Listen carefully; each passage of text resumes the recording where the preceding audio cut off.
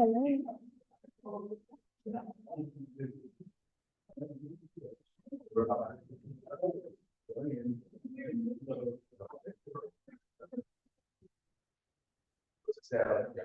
Yeah.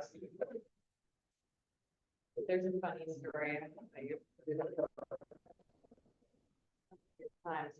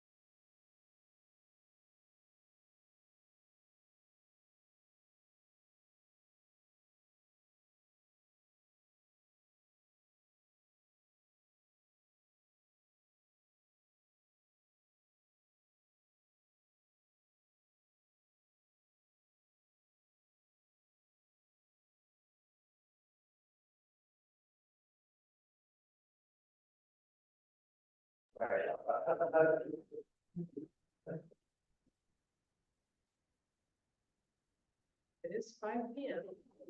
Chair, here, let me know when you're ready. I'm ready. Okay, 5 p.m. on March 13th, 2024. And I'd like to call this meeting to order to the Ocean Highway and Port Authority of Nassau County. We are convening an executive shade meeting, which I'll hand over to Patrick. Thank you, Chair. So as previously requested at a public meeting, we're going to have a shade meeting on case number 2020 CA 284, which is City of Permanent Beach versus Ocean Highway Port Authority. We will move into shade in a different room and reconvene back in this room. Conclusion to close the shade meetings.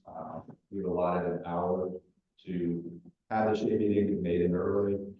The only persons in attendance will be Chair Hill, Commissioners Nelson, Cole, and Fullwood. Vice Chairman Taylor is not here. He may join us, and myself. Would make that to Vice Chair Taylor will also join us, and we will be back in an hour left. thank you.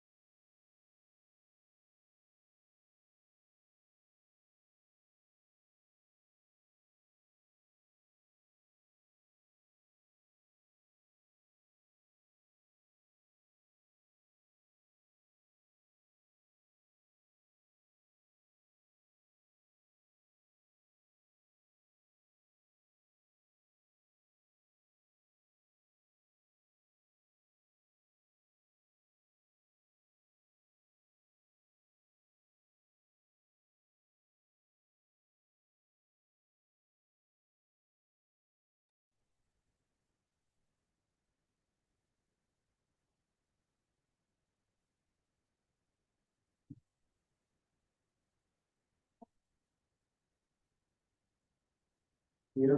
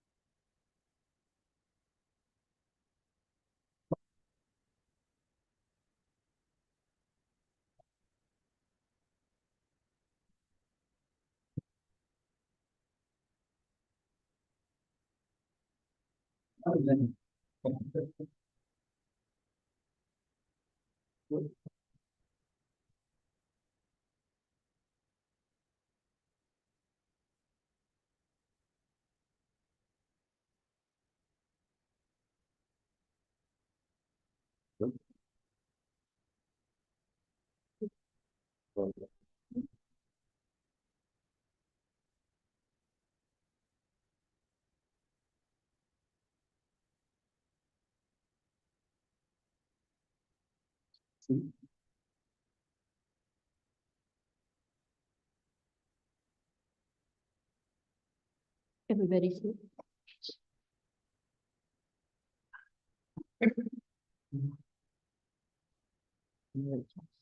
Same. Yeah, we won't start until 6. Okay.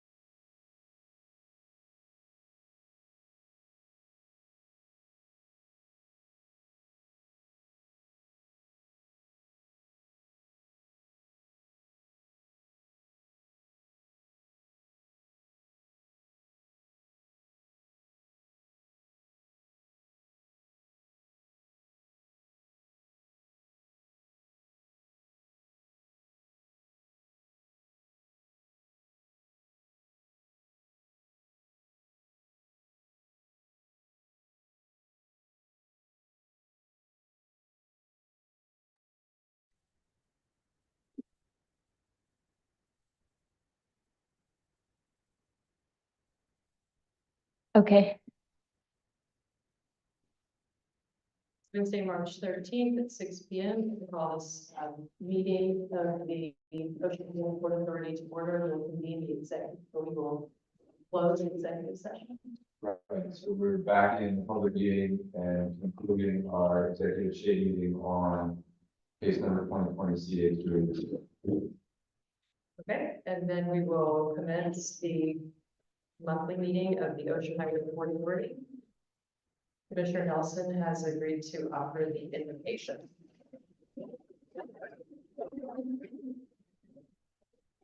So, pray. Heavenly Father, we thank you for this time that we can come and gather and do the business of this county and for the citizens thereof.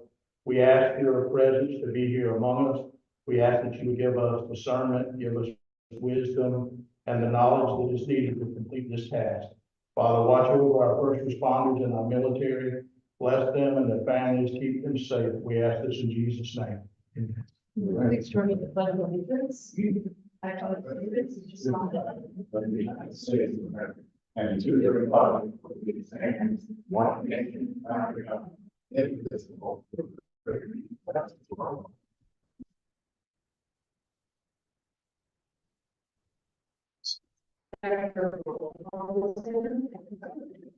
Commissioner Toll, Here. Commissioner Fulwood, Commissioner Nelson, Here. Vice Chair Taylor, Here. Chair Hill. here. Thank you. You have a quorum. Recognition of elected officials, our guests. I saw Ms. Roberts with the news leader this year. She kind of stepped out, and then Scott Moore, who was running for District 2, is also in attendance. And our speaker cards again, if anyone wishes to speak in advance of the meeting or on any particular agenda items. Do we have any public comments?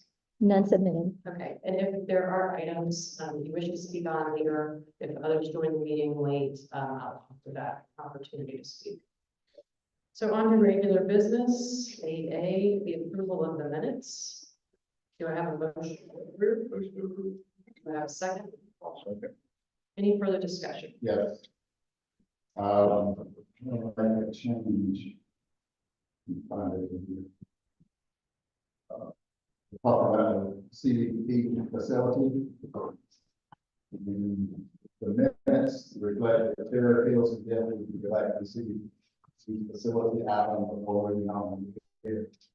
And then I said, it says Chairman Cole reported from architect's view. The best location is the customer's house with a potential to establish an administrative office for public. That's not what I said. There will be a space for a conference room, but not for a public board meeting. I did say that. I didn't say the facility we have now is the best place. That's their decision. Do you want that stricken? Please. Okay. And that is page, So that's choices not to do. and that is page,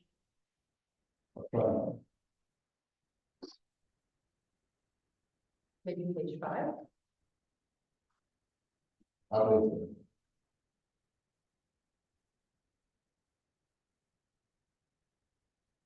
Yeah, page 5, A, last paragraph. okay, I will strike that. Okay. So, Are you going to amend your motion? Yes. Chairman? And are you going to amend your second? Okay. Any further discussion? All those in favor say aye. I, Opposed, motion carries unanimously. Okay, so on to written business. The board attorney report.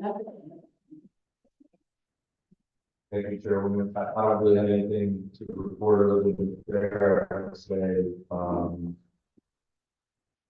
last week I had a conversation with, attorney from Port Operator about these ideas, maybe tomorrow, the chairs of the again, both about the revenue reporting documents and then also the disposition of the cargo, which I know is on the agenda.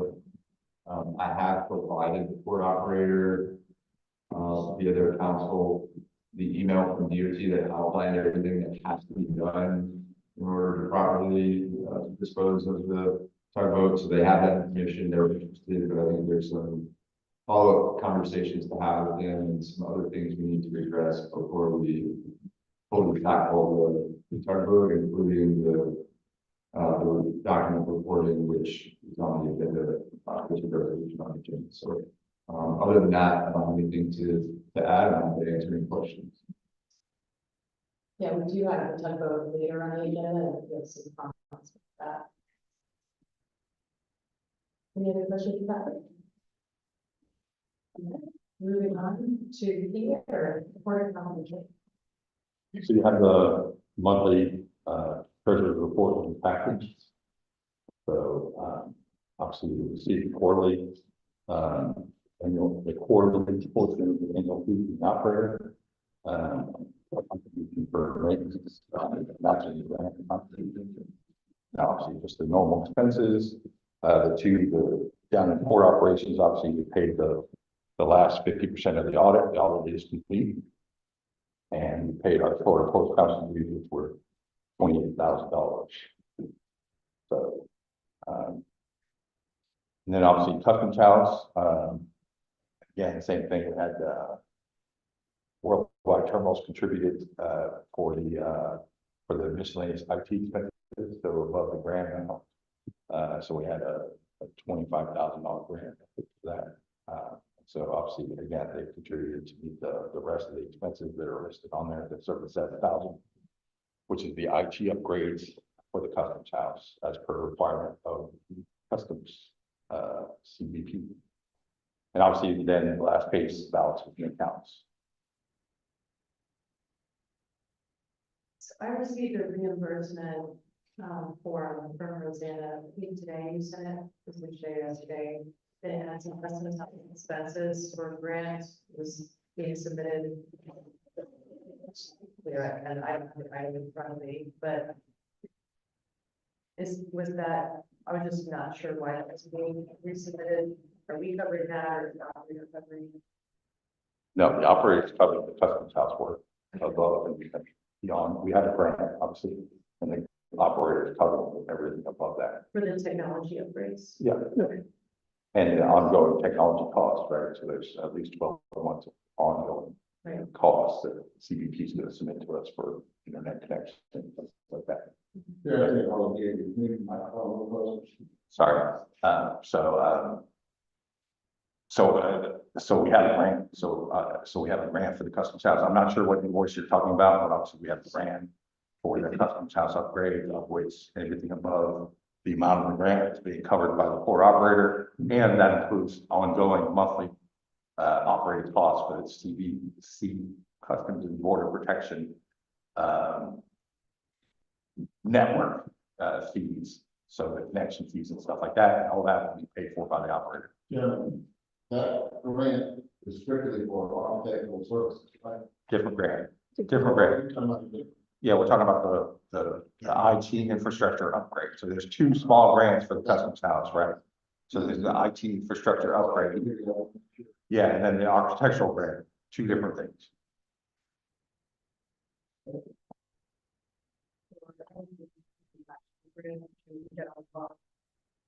Emails from you that you were ending up from being away. Madam Chair, that was for grant G1K57 Yes. for the CVPIT. Yes, and I think it's worth just raising to the board because it is a grant, and so if you're asking me to sign it, I prefer us to present some of these items directly to the board. So because we were just getting it, it wasn't really ready for the agenda, so maybe does the timing allow for us to add it to the next agenda? It was just a reminder to the operator that it was paid, the vendors were paid, and so we need to submit the reimbursement request to FDOT. And Okay. she's working on that. So the amount of the reimbursement is $24,573. Correct. That's the amount of the grant from FDOT. Yeah, and that's done. But the expenditures have been, looks like the total expenditures have been approximately 41,000. Correct. That's 24,500. And there's a 25% overshare, which I guess reportedly is covered by Savage. All of the excess above the 24,000 is covered by the operator. And so, and all of this is not a submitted. So those bills have already been paid. And so now we just, where I think Rosanna was saying, it's a reminder that that invoice needs to be sent to FDOT for reimbursement. Okay. To close out that grant, essentially. Gotcha. All right, thank you for covering. All right, I interrupted you, sorry, would you like to? No, that's it. So unless anybody has any questions about the monthly report. Obviously, ARPA, we're still on track. We have reimbursement, our last reimbursement was submitted in January. We'll probably submit one in April. And then we have one more after that. So we're on track to essentially receive all the ARPA funds by, August. So the ARPA funds will be completed. See, I'll let you know when we submit our last reimbursement for that. That's all I have. So are we looking good for the remainder of the year once ARPA's exhausted, or do we need to make budgetary adjustments? No, we're looking good. We're fine. Yeah, obviously with the elimination of although his salary is still in there until like the 3rd, but with the elimination of the salary, obviously freed up some funds. And so we will have some excess ARPA funds left over. So we'll probably move money to a money market account before the next couple of months. We have some excess funds in our bank account. Thanks for the good report. Mhm. All right, Board of Attorney and Operator. Good evening, Commissioners. So we had a good month overall. Most importantly, the team worked safely. We discharged 4 vessels. So there's 2 wood pulp vessels and 2 container vessels. And the volumes on both of those are pretty much in line with what we expect. So overall tonnage was basically in line for a 4 vessel month. And you may note down below that we have 12 vessel calls. So what we did was we tracked some project cargo that we did. So just a breakdown, in case any of you didn't know what that was, we had 5 dockage events with a dredge service that came in for supplies. 1 cruise line stopped in. You may have noticed that small cruise ship there over one weekend. They came in for, I believe, water. And then we had a project that we did with the Navy. And then another one with the Coast Guard. So that's why the vessel port calls look so high. That's 4 cargo vessels in there.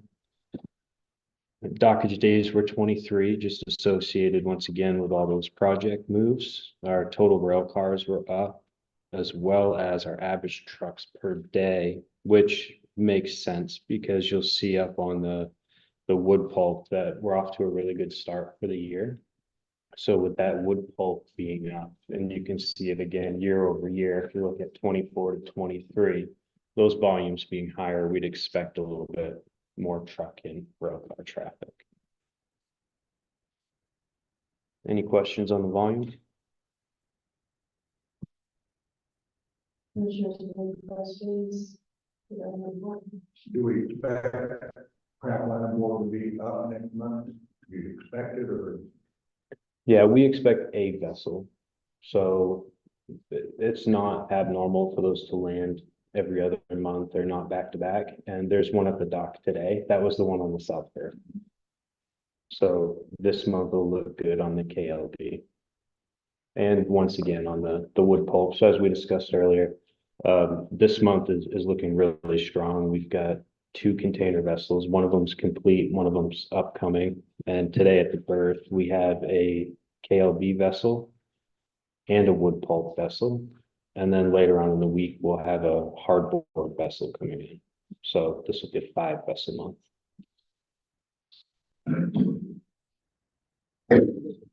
Does management have a plan for increasing the throughput of the board that could be presented to the board, With our current customers? just overall? Yeah, I mean, I guess where you'd see the plan right now is just the investment we've made in the team and our commercial team members that you have met, Matt, Virginie, getting them out there, just trying to drum up some new business. And then we're always looking for elevation opportunities with our current customers. We can't so much dictate their throughput. We're really just moving part of their supply chain, but we have the conversations with them and meet with them and look for opportunities whenever we can. In discussions with the folks out at the board, just different members of this having seen, I understand that there is a, not surprisingly, there is a pro forma and plan for improving business on the board, and I would like to have that presented to our board at the next meeting, and I hope that we can agree that we would like to see something presented or an update on that maybe presented to the board, if not the next meeting, then next month. But we would like to see a plan for, increasing the throughput, because it is concerning just to see the variance from last year. You're saying this is a document that already exists? Just a presentation, I'm not saying it has to, what form it has to be. Oh, okay. So I thought I heard that you said something existed you wanted me to bring, and I wasn't aware of it. But I should have great that we wrote a plan, and so that might just be a. I'm not sure what form that plan is in, but I would guess it would be something that could be presented to the board. That's our wish, is that we would have some sort of business presentation as to how the time is going to be increased,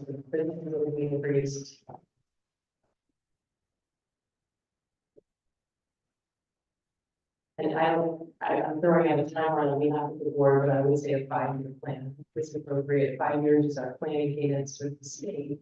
We have to come up with our plans for presentation to the city and to the state, and so we need that information. But, sensitive to if they need a month to come up with that. Thank you.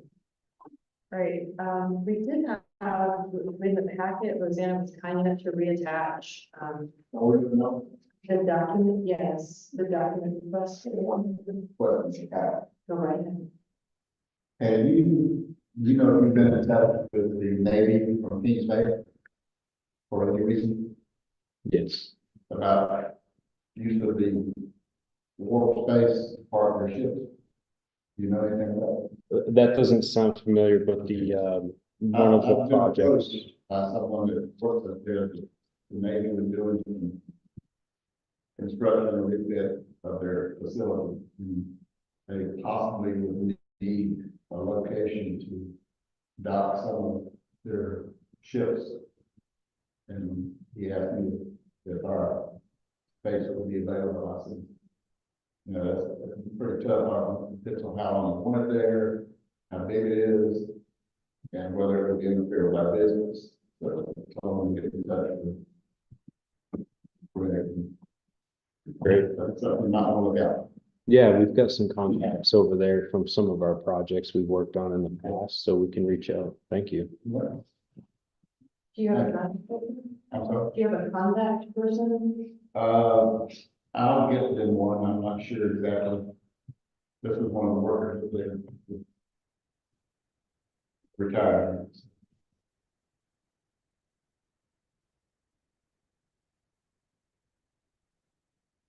Anything else on that item? No. Okay, before issues repairs is the next item on the agenda, but Rosanna had asked the request for documents, so I would prefer to take that request for documents next, and then we'll move on to the for issues repairs item. So you have just behind the tonnage report, open request for documents from the port operator. It's dated September 18th, 2023. It covers the time period from June 2022 through August 2023. The requests are records of actual loading tonnage, all manifests produced by the port operator and submitted to the U.S. Customs and Border Patrol, all warehouse dates receipts, including all amended and corrected dates receipts, all agent reports, all stowage and discharge plans, or similar plans and reports for the vessel, all bunkering and remaining logs, and all invoices, work orders, received related to open tugboat. I believe that last item has been amended to, is that been amended or is that this recent version? Okay. And then what we've received is the 2023 vessel log, and the Fort Clinch invoices, POS receipts, stowage discharge plans, truck logs, warehouse weights receipts. So it's not, it hasn't been 100% responded to. We have invoices. Do we have the revenues for the, you haven't received the statement of revenues for them? Could you maybe summarize what you see as missing? I think it's whatever's not in the 1 through 5 below, so. Bunkering and gate logs. We have not received revenue reports on the work flange. The agent reports. So, minus the documents that have been submitted, which are 1 through 5 bottom. I think the focus really is on obtaining detailed information on the revenue generated by the work flange. We now have that. I talked to the council report operator about that, and it's not to make excuses because I'm not in that business. It's not so much that they are willing to give it, it's got to be somehow transferred into a reportable document. Right now, it's my impression is this part of their normal system, coding with all the other things that they own and operate, and given that still today, Port Clinch is a public asset, we need that.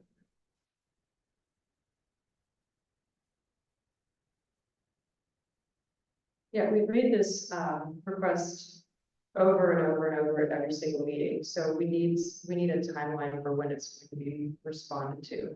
You have So I think that's what we'll be talking about with council report operator, whether that's smart or finance, and that's why she reached out to have a conversation with you and I, Chairman. So I would, you have an update that she reached out to us and had a conversation about it.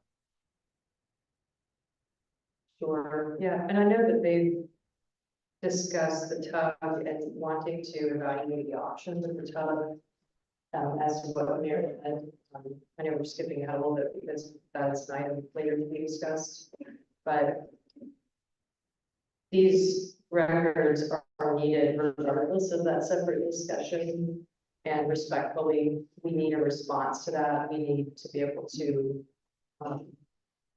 document the revenues that are derived from the public assets and the Fort Clinch and the trusts are public assets. So in whatever form they will provide those revenues, they need to report them.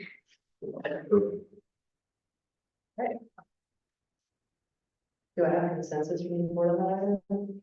Do we need consensus? Well, I had it. Anyone want to say anything else about that? Before we move on to report issues and repairs? No, okay. So the next item is the repairs to the warehouse.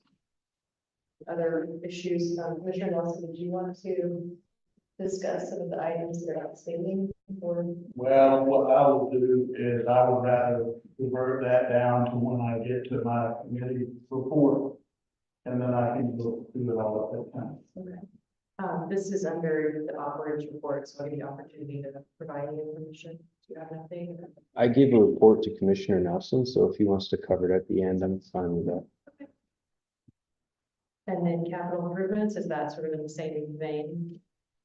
Or do you have any other items you want to talk about, other than repairs or maintenance issues? No, I think I'm good. Okay. So there is an item under 10B for the EPA Clean Ports Grant, and that would be a capital investment, so I think that would be a good update, positive update on the capital investments. All right, so old business, we have the Customs and Border Protection Facility. This is really just an update. We have the Ziskovich amended contract. I don't see, is this listed as an action item or something? Yeah, the action item already approved it, it's already been signed. Yeah, when that was placed, it was still being revised. Okay, so this should come off. That item. Yes. Okay, do we have any updates from Ziskovich? Has anyone had any meetings to report out? I called yesterday and had the call, hopefully by, you know, anything about They get called. And I was going to ask them how far along they are. Okay, I've had a couple discussions with them, but I haven't proceeded with them right. So. Okay. So we've covered the open document request for operator. We have a resolution, resolution 2024 R5, which is a revenue report from the Port of Fernandina. We're looking to see, is that attached to the packet, Roseanne? It is. So it must be after the resiliency report. It's just a mistake. It must be under, is it under new business? It is under old business. It's after what the condition I was requested about. Okay. So we play the whole reason. Yeah, it's not in my packet. So do you mind just putting it up on the screen? Exactly.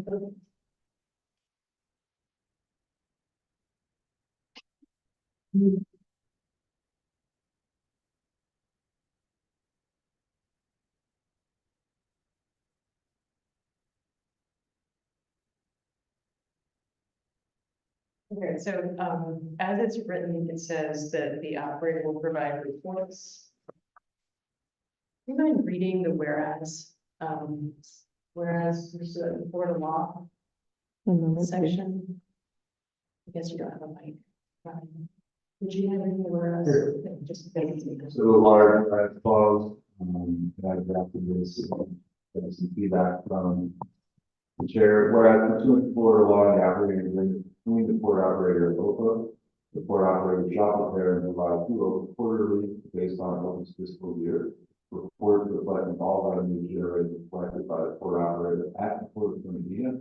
The quarterly report shall include all revenues related to cargo, warehousing, storage, and any other revenue generated from port operations, use of the port facility, and or use of equipment and materials owned by.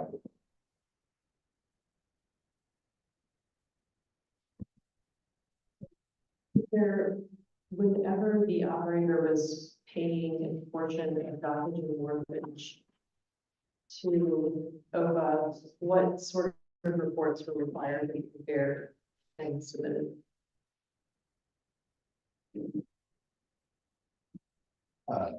So it's per vessel. Dockage or it's collected by the operator that it. So just the information needed for to calculate the dockage and mortgage. Okay. And was it monthly or quarterly? Quote. That's from the payment point, so. Was it compiled or was it audited? So obviously, it was part of our audit. Obviously, the fees were collected on behalf of, or as part of the contract, the fees were, and so obviously the auditors audited that portion to ensure that there was certain movements, that we had all the information and the amounts were correct in the audit information. So the actual, so yeah, so they went to the operator and pulled the rest of the call to things like that. And audited again, the information that was sent over to us, so. So the auditors reviewed on a quarterly basis? No. No. During the audit, part of the audit, obviously to ensure completeness of the financial. They audited to ensure that obviously the information from the port operator provided. So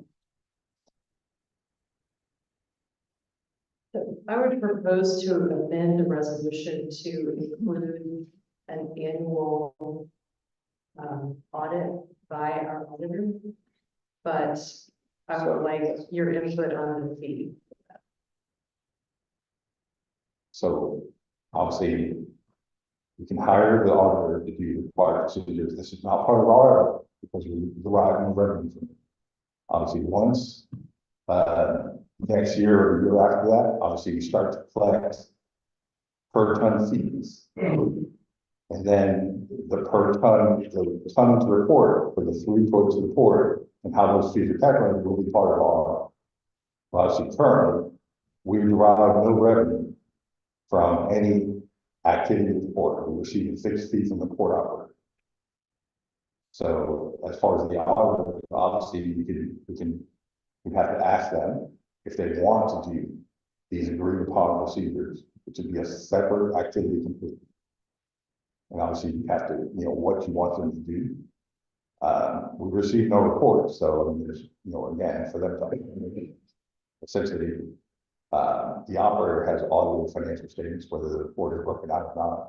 I don't know. But yeah, I mean, so it would not be part of our audit because it doesn't involve any part of our financial statements. Okay, so I'll follow that suggestion, so we can confirm with the auditor, the feasibility of conducting that, and then I will raise that for a follow-on resolution. Well, so the auditor has to have something to audit. So you have to, again, maybe if the auditor provides a report to us that says, here's our revenue. The operator, sorry. If the operator provides, here's our revenue, now the auditor can go out and audit that. And essentially what he's doing is verifying that report's accurate, right? That's what an audit does. Right? So that's an agreed upon procedure again, because that doesn't impact our financial statement. So again, once we have the per ton fees, then there will be a requirement of the operator to tell us what the ton is per month. So, or per quarter, whatever the contract calls for, because they'll have to remit a $1.50 per ton fee to us, right? And so obviously then that does become part of the audit, because the auditor can verify that they remitted the correct amount, and then we report the correct amount. So what type of records or reports would an auditor rely upon? Do we need to include that type of qualifying language in the resolution that to ensure that we get reports that an auditor would accept? I don't know if you had a chance to look at this because it wasn't submitted to you for review. Right, so again, you can ask the auditors to, as an agreed upon, to do whatever. So essentially, I think here, if I understand, you're asking for quarterly revenue reports from the operator. Yes, the auditor can go in, the audit firm can do an agreed upon procedure to go verify that those numbers are accurate. Sure, that's an agreed upon procedure, it's not an audit, because again, these are financial statements, audits are for financial statements only. So they have to present balance sheets, income statements, cash flow statements. So, But that would incur an extra cost. yes, Yeah. because it's not part of our financial statements at all. This is just the operator can tell you they make X amount of dollars. Now you want the auditor to go verify that, that's fine. They go to the operator, they look through the records, they make sure the number's accurate. But again, it's not a financial statement, it's not an audit, it's just, we want you to go verify that this stuff is correct, it's just an agreed upon procedure. So any causes for concern in this wording of the resolution? So, I mean, you're asking the operator to provide you with revenue. And again, if you got the accuracy of that, certainly you can ask again. I don't know what they say. They may say yes, they may say no. Again, this is a completely separate, has nothing to do with our audit. So. Any other comments or questions? I would receive a motion to approve the resolution. Do I have a second? Any further discussion? No discussion? Okay, all those in favor say aye. Aye. It carries unanimously. Okay, thank you for preparing that, Patrick. And thanks for answering questions here. So we have, I believe we have landed on the Marad disposition of the Fort Lynch. Would you like to give an update on it, or? From what I understood, the next step was to, for the attorneys to discuss that. Is that correct? But I've stated that discussion that their desire to acquire it, and they wanted to know the steps, and so I provided them with the DOT email that outlined all the steps. The first obvious step is that the vessel needs to be appraised, because everything that DOT requires through the process of disposition is a long email, so I don't have it in my head, but it's based on fair market value of either what we sell it, we wouldn't have any idea what to sell it for at this point, or what it appraises for. So I think any party that is interested in acquiring a vessel would need to conduct, or have conducted an appraisal. We're not really indicated that that's what they probably do, but they wanted to see the email from you, that outline of the procedures. I've not spoken to them about that since last week. Again, we're supposed to talk tomorrow or possibly Friday, and this is one of the subjects to be discussed. Okay. So, for items with a current fair market value of $5,000 or more, OPA may retain the equipment for a purpose not originally intended or sell the equipment. This is from Lauren Gill at US DOT Merit. So whether we retain it or sell it, under both options, we compensate MARAD for its percentage of participation in the cost of the original purchase. If the equipment is retained, you must calculate the current fair market value of the equipment to determine the percentage that MARAD is owed. The fair market value calculation must be based on market surveys, or ideally would be attained through an appraisal. MARAD is entitled to an amount calculated by multiplying the current fair market value by MARAD's percentage of participation in the cost of the original purchase. If the equipment is sold, MARAD is entitled to an amount calculated by multiplying the proceeds from the sale by MARAD's percentage of participation in the cost of the original purchase. MARAD may permit OPA to deduct and retain from the federal share $500 for 10% proceeds, whichever is less for its selling expenses. So what we need, she even outlines next steps in this email, which has this been sent to Greg or anyone else at Savage? Okay, so we have a list of 6 steps for OPA. And we would rely on the operator to do first. We need an inventory of all the equipment that was paid for in part or in whole using America's Marine Highway funding. They provided an inventory report that was attached to this email. And we are able to review and either concur or disagree with the inventory. So is anyone working on that? I'll have to follow up on that. Okay. Isn't it our open responsibility here? To get an inventory. Asking. It says that we would need to calculate the current fair market value based on either surveys or an independent appraisal. Right, and so isn't that OPA, since we're essentially declaring it? So that should be OPA's responsibility to get that survey. Independent appraisal.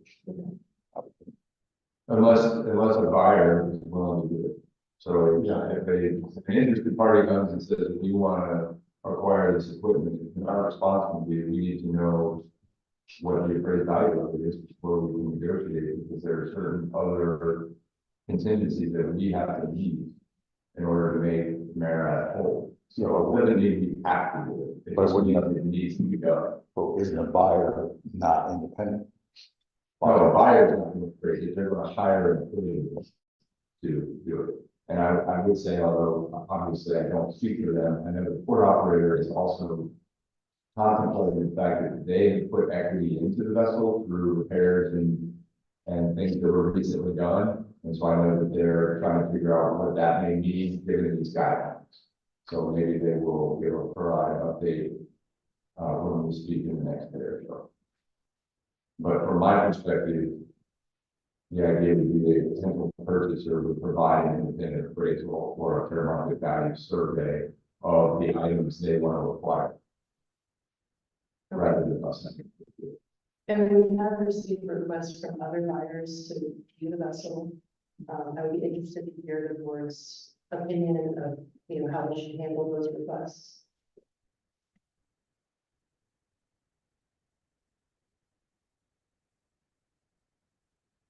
Commissioner Nelson, are you raising your eyebrows? I would like to just make note that everybody's gonna be trying to grab little pieces of pie.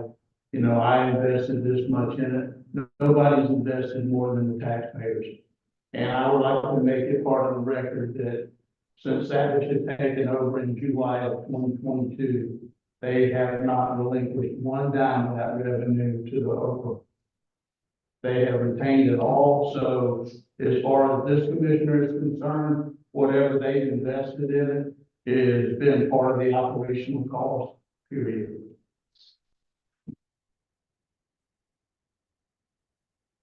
Is there any action you wanted to propose?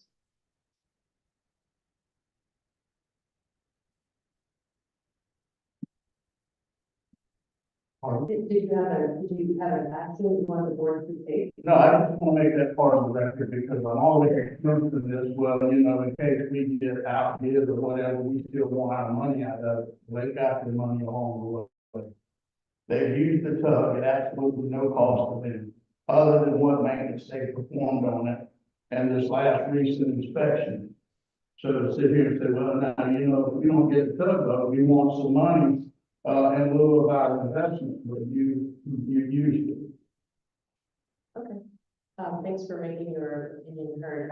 I would just ask that you try to focus on what steps we can take as a board, to try to advance business of the board and to do the business of OPA. And so if we have items we want to bring forward for discussion, we try to bring it to an action item for the board to consider, because that's what we do as we vote, we try to move agreements forward. We have requests from the public to view the vessel and evaluate it, whether they want to make an offer to other competing vessel operators. At least in one instance, I received a commitment that the vessel would stay here in Marina, and I received a commitment that the captain and his crew would most likely stay. And I know that that's a concern that the vessel will be here for use of the port, so that it can serve the ships for the lowest cost. What I would like to see, and it's 1.5, but I would like to see a commitment that the rates would be competitive, so that the value of having a vessel here inures to the benefit of our clients and customers of the port. So it's not used as a tool to extract out of market rates, but it's not used when it doesn't need to be used for vessels that don't need it. So I would like to see an agreement in place for its operation and for the proceeds to come to this board in response to your sentiments. Wouldn't that part be negotiated between the operator and shipper? Whether or not they would pay a certain rate, those rates have to be negotiated, I believe. And the harbor pilots do have a say in whether or not the tug is used for certain maneuvers also. So it's, I think it's the final, according to the tariff, the final call is the port manager as to what, based on conditions, whether or not the vessel has to be used. So do you want to encourage the interested parties to approach port security? We have their names for the individuals that would be visiting the port and viewing the vessel. We can have consensus as a board that we would direct them to, you know, contact security for what credentials they have to provide in order to access the vessel, that they have our permission to do so. Would they contact for security or for operator? Both. Yeah. Okay, so the company is McAllister. Sean Hammock is the individual who contacted me. He's the VP and General Manager with Oxford Towing, Florida. And he is interested in personally visiting the port and viewing the tug, inspecting the tug. Providing the name of one other individual.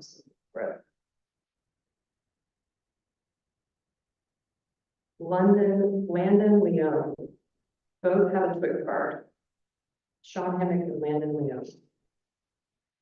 Does anybody have any objections to those individuals filling and seeing the vessel? They don't, well, Okay. All right, so I will respond back to Mr. Hammock that the board has provided consensus that they can contact. Would it be appropriate for them to contact you, Kyle, or? Yes. Okay, so I'll respond back and we'll copy you and let you know. And then was there another company that contacted another commissioner? It was the same one. Oh, it was. Not having you contact. And we, I believe, I'm not sure if we voted on it at the last meeting. We have to keep you honest here, but I believe that um, our path forward as a board with regard to the TUG was that if any individuals or companies were interested in coming to the board to view the TUG and inspect it, and the intent of making an offer, that they would present their names to the board for approval. And that would be the process for going to get, access to that.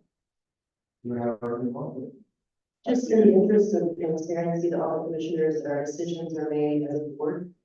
That Just, was just to let someone come in and look at it, we have to. for purposes of putting it in an offer to inspect us.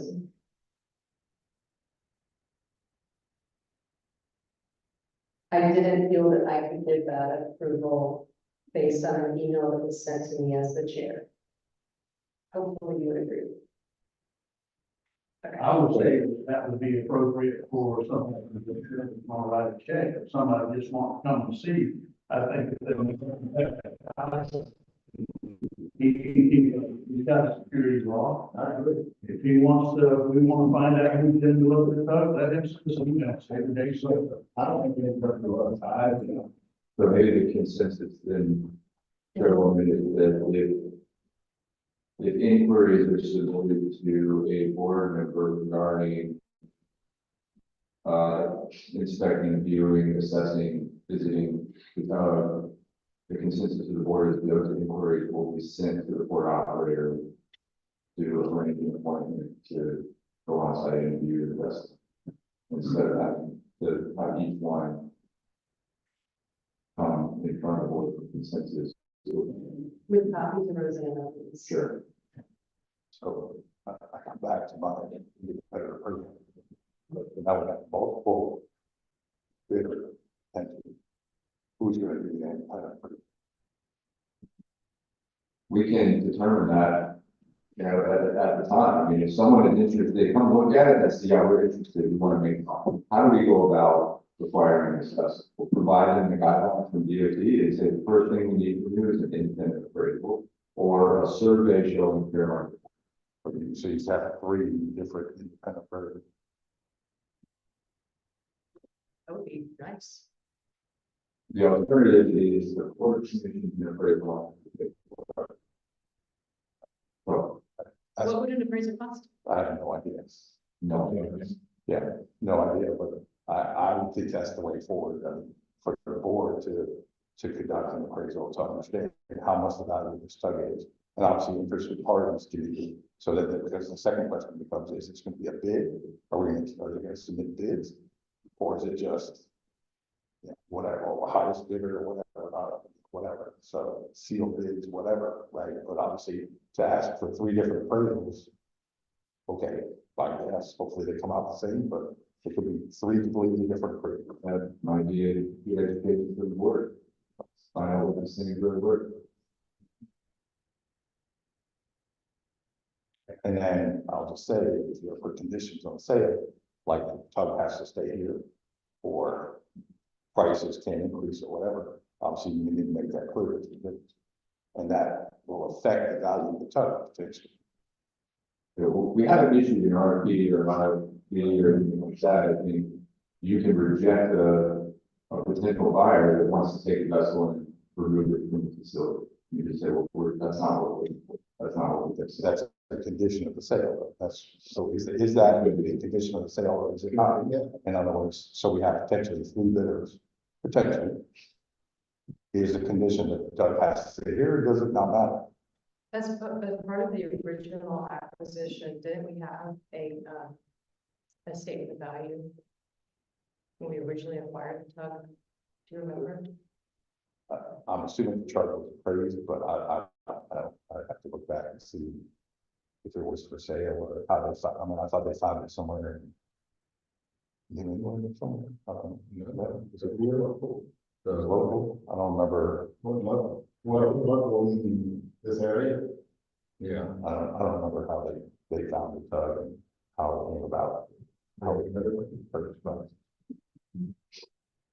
Okay, well, would you mind looking into a survey, marine survey, like cost? Okay, and Kyle, I know that Savage has, or your infrastructure partners, you have marine, operations in other parts of the country and the world.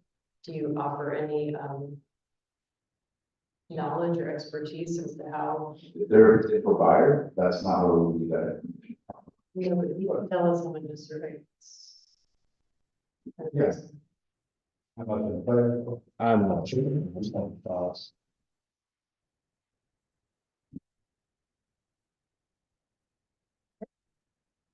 Do you know what's involved in a survey? I can't say.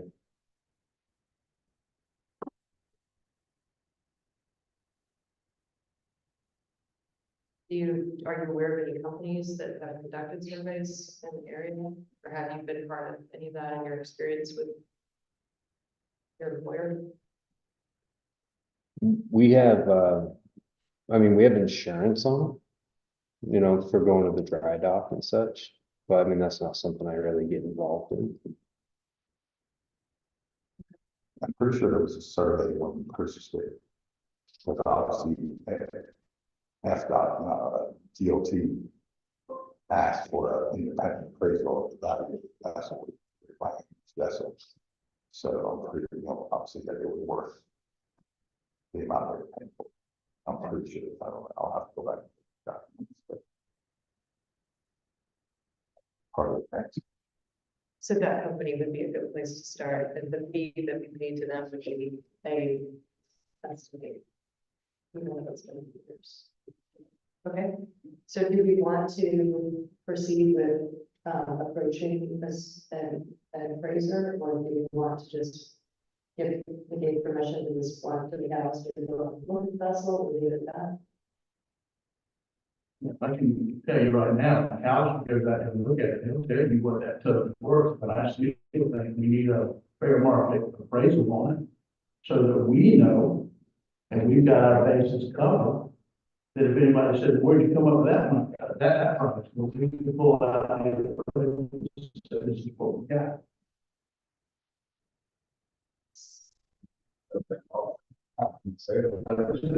Disappointed. We're preliminary, here. You should take it step by step. Then you should get it far. You got somebody that wants to go look at it, I go, they say they want to submit an offer, tell them that's fine, we need an independent appraisal of us. Show them their market. Put it on them to do that. If we end up with 5 of them, we end up with 5 of them, what's the difference? They're not all gonna want to do the same thing with the vessel, they're not all gonna want to pay the same thing. If we get an appraisal, fire goes out there and they get their own appraisal, let's say your appraisal focus, now we're just, our thing is really wasting money. on the appraisal. So I think we still got a lot of work to do before this vessel is disposed of. These people just want to come look at it.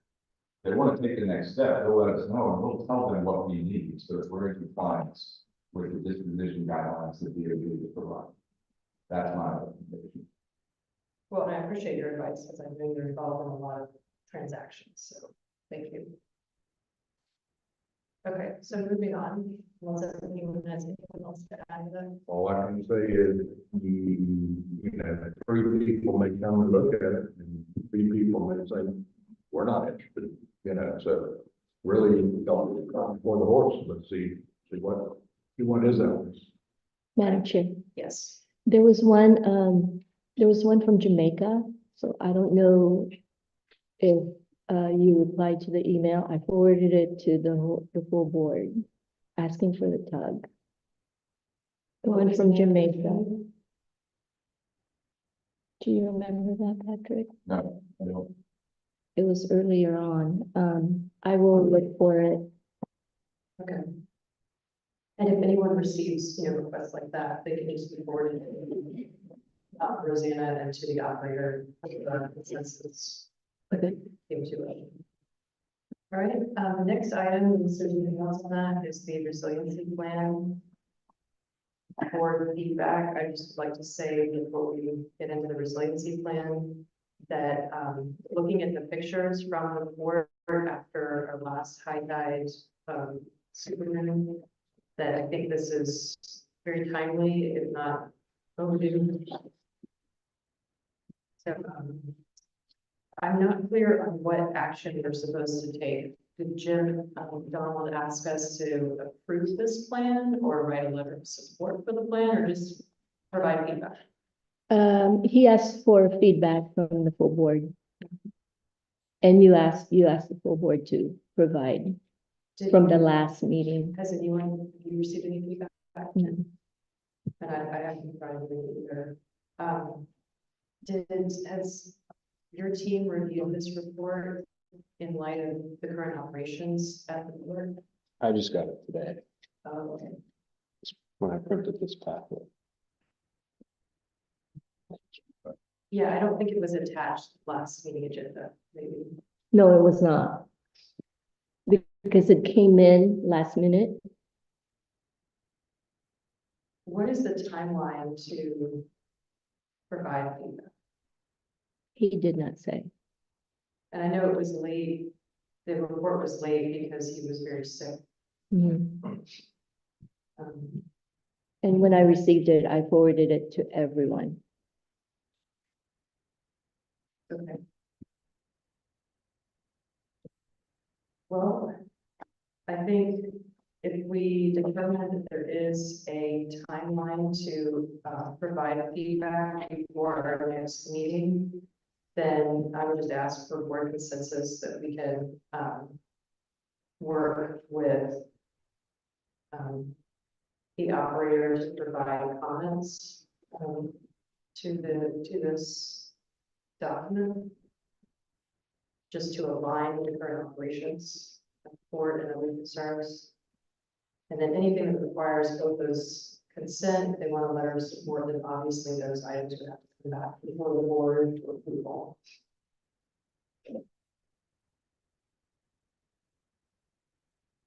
Does that make sense? And then if you don't have a time, then we'll put this on the agenda for the next meeting.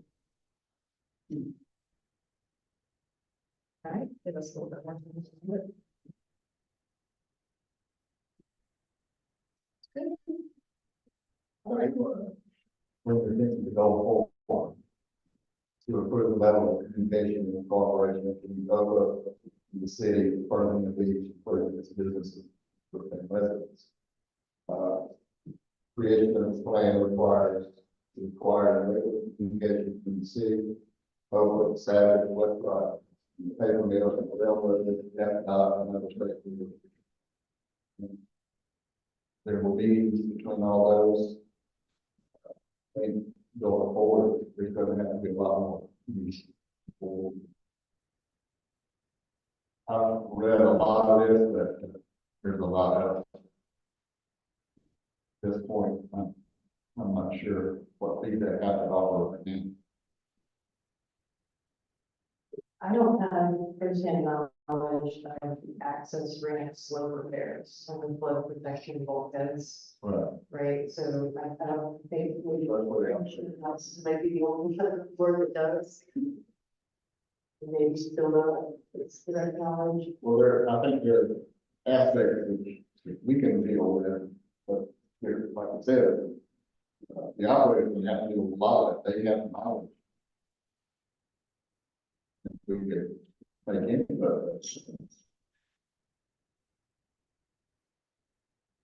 I think very well done. It's very specific.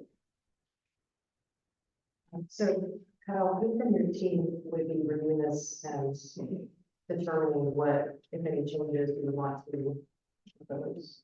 You or? Yeah, I would be part of that. We're just looking for general feedback. And you said this report was done by the railroad?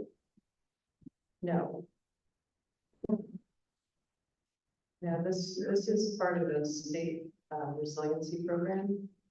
And they contracted with, is it HMTV Yes.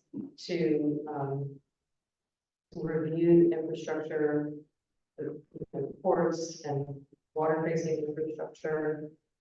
that was right for resiliency funding. And so that this is, part of our resiliency plan that we would be adopting, provides an overview of the current state of affairs and where we want to be. It discusses the economic impacts of failure to harden our infrastructure. And so while the railroad and the port and all of us really don't want to highlight flooding and issues and days that the rail floods and days that certain parts of the port cannot be used, that's not typically where we want to focus our attention. We want to focus on the positive stories, right? But this focus is really to illustrate the connection between lost productivity and a failure to invest to harden infrastructure, because it validates public dollars being spent to build back better. So we need that connection to be made, and I know there has been resistance from everyone to provide, days that the rail is not able to be used, or for the port to provide days that certain parts of the work are unable to be used. But that information is very helpful to make the case that we need funding. Okay, so I would volunteer to work with you to go through your proposed changes to this. I would also welcome the other commissioners that would be open to meeting with after to discuss potential changes as part of the infrastructure. Commissioner Wilson, I have a problem. I'll be glad to meet with Madam Chair, do you want me to invite Mr. McDonald to come and maybe answer questions if he's willing to do that. for our next meeting? Is he in Tallahassee? I don't know. I know he was in Tallahassee for the Ports Council meeting, but I don't know where he's based. I will reach out to him. Great.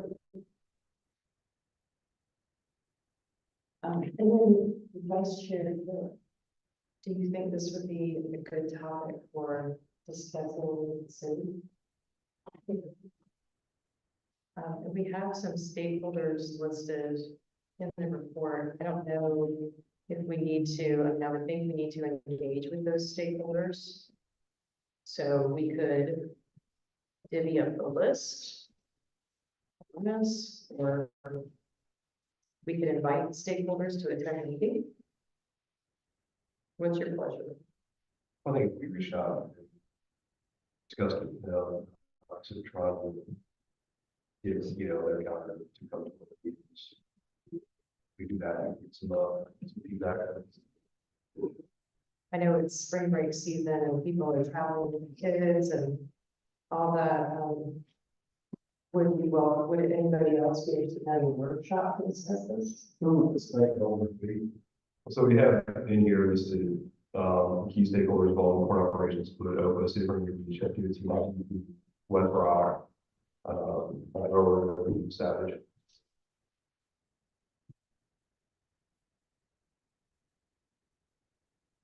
And the citizens, what's on this list? So there's a stakeholder meeting. I'm guessing that Jim and his team have engaged with those stakeholders. That's what they say here in the master performance plan. But it would be good to give them time to evaluate what's in this plan and to give us feedback as to whether or not they feel that what was discussed in the stakeholder meetings made it into the final report. So I know that's step for our master planning process. There were items that stakeholder committee brought up and then somehow didn't, stay in the final report or whatever. So it would be good to get validation from the stakeholders that this meets what was discussed.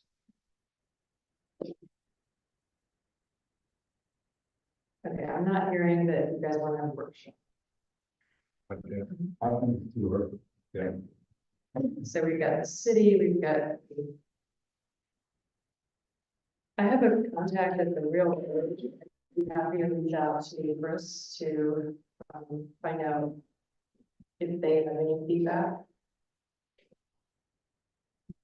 Does anybody have a contact that you know of?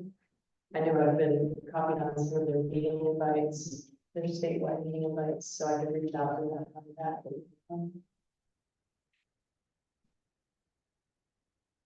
Look at the time, I don't see a time. Have to be implemented by.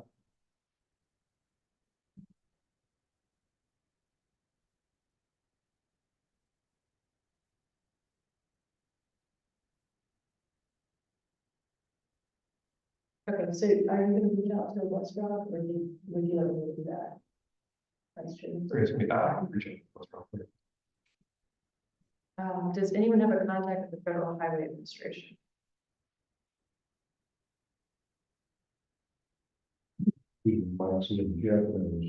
Yeah, well, Jim McDonald could Right. give us that, yeah, because it says that they reached out. So, we have Savage engaged. We have Justin's taking the seat, I'm sorry, Vice Chair Taylor's gonna take the city. The Office of Planning, I think, in the next FDOT call, this should come up. If we think we need a separate call with the Office of Policy Planning and the Seaports Office, then we could probably set that. And maybe just circulate to the board to see who can participate at that time, whenever they're available. Oh, Yeah, I for think we just which, need to engage with each of these stakeholders and just make sure that they're receiving the copy, that someone's looking at it. Even if the response is just, it looks good, I think we just need to validate that before we will sign off. okay, Just because this is the first we're seeing, they didn't provide a presentation, or anything else. And maybe Rosanna, when we talk to, Jim, just maybe get a little bit more detail about what we need, and I'm happy to do that call. okay, Well, it doesn't sound like we have very big steps, but we don't have a timeline, and maybe that's okay. Anything else on that item? And I saw that Commissioner Ross joined us. I'd like to recognize him as being present. If you wanted to get up and speak on any items, we will move to the public and get up and speak. You're welcome to fill out the speaker card. Okay, so last item, that was the last item, new business, Florida Ports Council summer planning. So this is set for June 19th. And it's in Orlando, and it's a one-day meeting. I believe, that was circulated to the board. I've asked, Vice Chair Taylor if he was willing or able to attend meetings in my absence. Are you genuinely interested? Are you available? So if everybody's in favor, then Vice Chair Taylor would be the one to go, and Rosanna, or did you say you were available to go? if I'm, Yeah, you've been a nice. if I'm asked, You're a common thread. If we're gonna rotate through the board, I think it's good to have a common denominator to keep us honest. Do we need consensus for that? For a vote? I don't know. Where does the travel budget stand?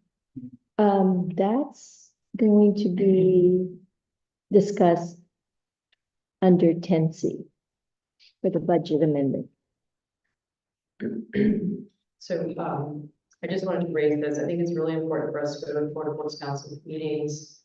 Having a face, meeting everyone face to face really does help. When we were asking for fee concessions or grants, it helps that they know that we are, real people. I just think having those relationships, it does really pay off in the long run. So I think these meetings are important. I would just ask that, keep the travel to, try to limit it as we can. When we went over to Tallahassee, we stayed for just one night. I think previously it was 2 nights stay. So to the extent we can limit those expenses, I still think that's a good investment. All right, the next item, EPA Clean Ports Grants. Kyle, did you want to provide an update on this? Yeah, it looks like a great opportunity and we have several team members engaged in it already. So this is something we're actively looking into right now. I don't have anything to prepare at this time, but our team is looking into it. Okay. So we have attached to the packet is the notice of funding, like a summary of the notice of funding opportunity. And this is, it funds 90% of zero emission port equipment. So that's very generous funding. It would be applied for in partnership with BOFA. And it's a minimum of $5 million, a maximum of 149. The goal is to fund trucks, drainage trucks. And the list here is one. It includes cargo engine, drainage trucks, locomotives, and all others. Did you identify specific pieces of equipment, or was it everything that's emissions generating and is up for grabs? And what we're exploring, And we've got a focus on mobile equipment, Okay. container handlers. It fits into the cargo handling bucket, the first bullet. Okay. And I know that we all know how much quieter electric vehicles are. Can you just talk a bit about, safety and other benefits, not only to the employees, and the operator, but also the customers, but also maybe to the community? I mean, I can't speak to that off the top of my head, but I can tell you that's one of our most significant focuses going into this project is the impact it's going to have on our team member safety. And ensuring that we have the right training and personnel in place to work on this type of equipment safely. What sort of training we need to get for our team members to operate this equipment safely. So that's all part of what we're looking into right now. That's great. In concept, I think this is a great idea. I hope the rest of the board agrees. Do you know whether the equipment will be owned by OPA or if it's owned by the operator? It says here NASA Marine Terminal would have to apply for the grant in partnership with OPA, so I wasn't clear whether we were the applicant or NASA Marine. That's just as far as my understanding went, is that we'd have to partner in this. As far as the ownership, that's unclear to me. My role right now is really just collecting bids and then also establishing what our equipment needs are, so we know what to go out there and price. So we can start to put something together to bring to the board and say, this is how we would like to utilize the grant. Okay, so the intent to apply is gonna be, the deadline is March 28th. And applications are due May 28th. I'd like to get the application in front of the board so that they could review it in enough time before the meeting. So I would want to see the application come the day before the meeting. I want to see that come, the month before the meeting. So if you need an approval before May 28th, we need to have that on the agenda, in April.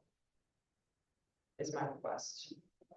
Because we do have a history of grant applications with this board, and we want to apply for this funding, but we also need transparency as to what we are agreeing to with the grant. I would imagine that everything we're putting in, the cargo handling equipment is going to be in line with the equipments that have been made to the community and city, but we would need to see that to just validate. Yes. So do you need a longer time?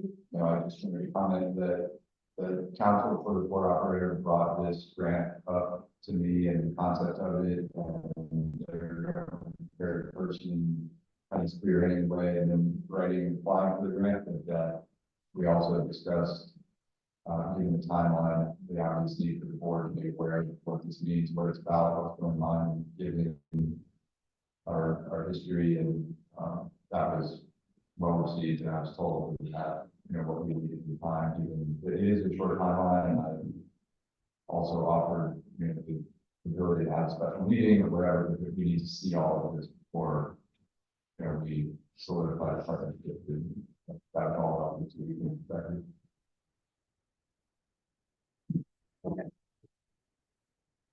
Madam Chair, Yep. we only have one meeting in April, just FYI. Okay, what's the date of that meeting? It's the fourth. It's the fourth, Wednesday, so it's 24th. All right, that's the deadline. Do you know if you can make that deadline? Yeah, I'll get up with meeting. the team and make sure we have something prepared. Like I said, we're excited to pursue this. And it's something we're very interested in. We are doing.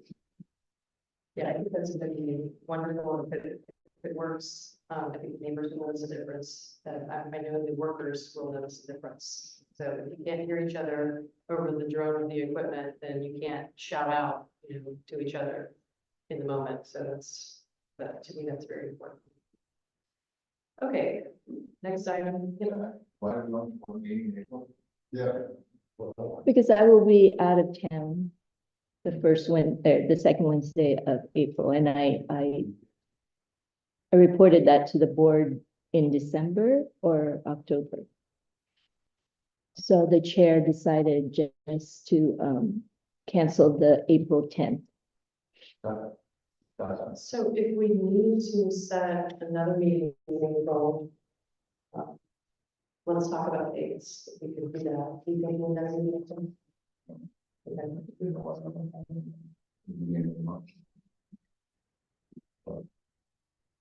When would you be back the following week? Maybe a bit like 1 week back. I will be back the following week. And then that's the week before the 24th. That's the tax week here. So make that work. Fine. I'd make a suggestion, let's just move it to the 24th, just have one. So you need to have one on the 17th and on the 24th. Just keep it with the main meeting. So we have a budget request. Is that that's the travel request? Budget fiscal year 2023-24 amendment request for travel.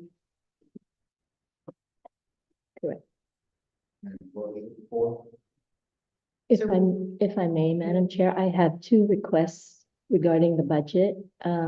First one, if we could amend the travel for the administrator, office manager, increase it from 100 because I'm being requested to attend different meetings and also the FPC.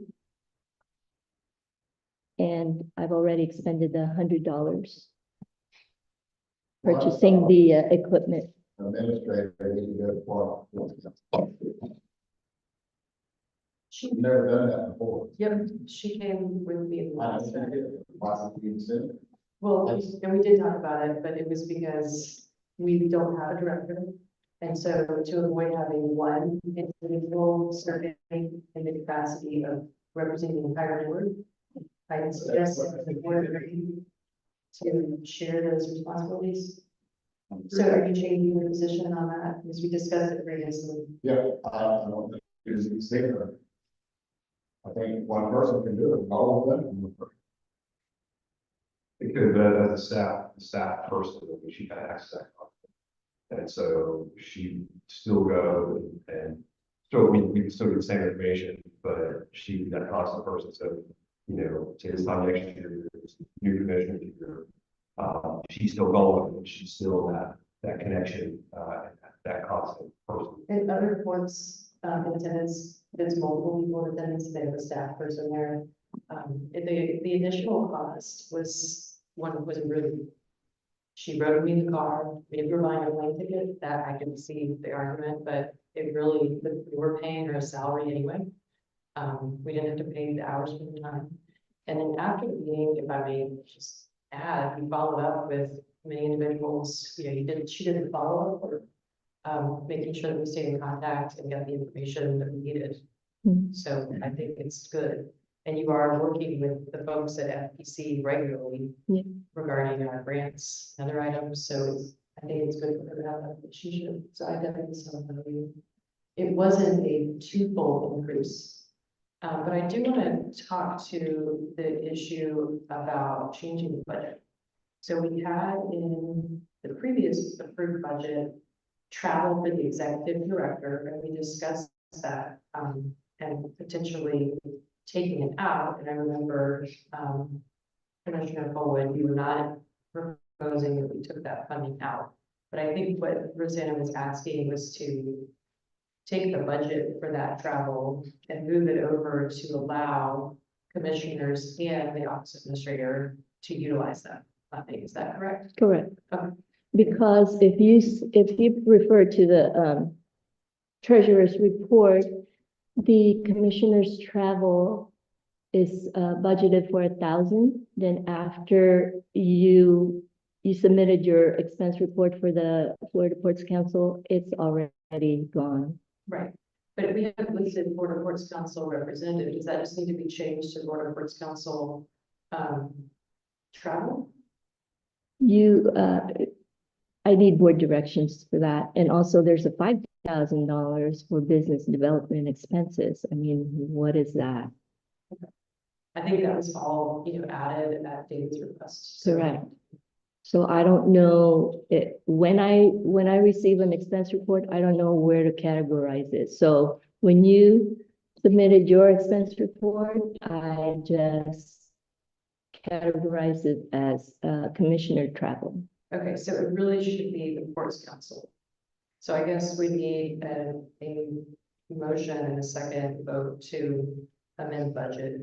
What form do we need to take for that? I don't think I've So done it's the Florida Council for someone to represent for, it. that would win. So not travel.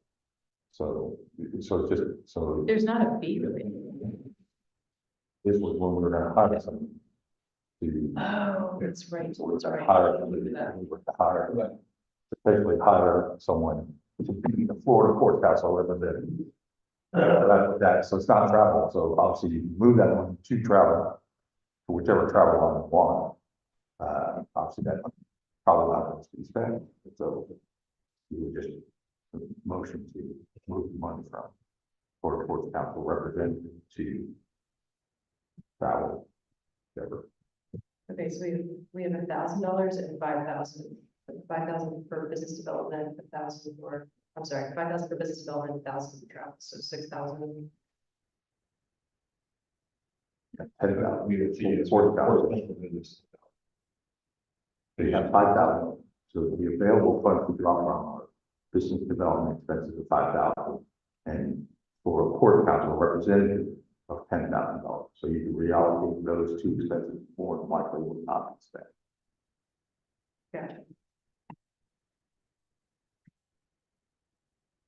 Okay, so I would receive a motion and make an amendment here. What's your pleasure? I'll have trouble moving 1,000. When you're at. I'm there and budget is, Okay, I was spending all the other seats, really good.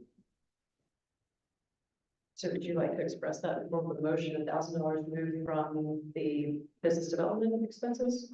My business development is in the travel. For Ports Council representative. Those council representative. But I'll make a motion that we move $1,000 from Port Council representative to the travel expense.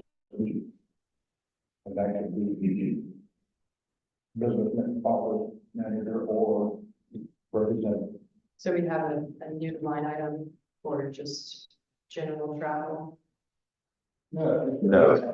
But we're gonna do the same thing, the same time. I gotcha. It's in travel. Yeah, so I don't think, did we get, we originally had a travel. Oh, I'm sorry. I have a motion. Do I have a second? Service. Okay, so Rosanna, we originally had the travel fee of $100. Have you used that? Yes, ma'am. Okay, right. And then you're asking me to attend the TPO and TCC meetings. That will require me to leave the office setting to those meetings. And I would like to submit travel expenses for that or mileage. Okay.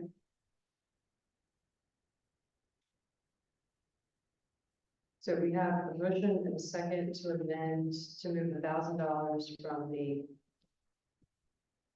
Ports Council representative, $10,000 currently do that, I think that's fine, and move it over to just the general travel. Any further discussion? Not the 10,000, but 1,000. Just 1,000, that's correct. So 10 would go to 9, and then the travel budget would go to 2. Any further discussion? All those in favor say aye.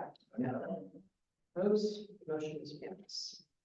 Okay, so Rosanna, your issue about your travel expenses to go to TAC and the TPO meeting. So for the TPO meeting, you're welcome to run. Yeah. And for TAC, Okay. Just one minute.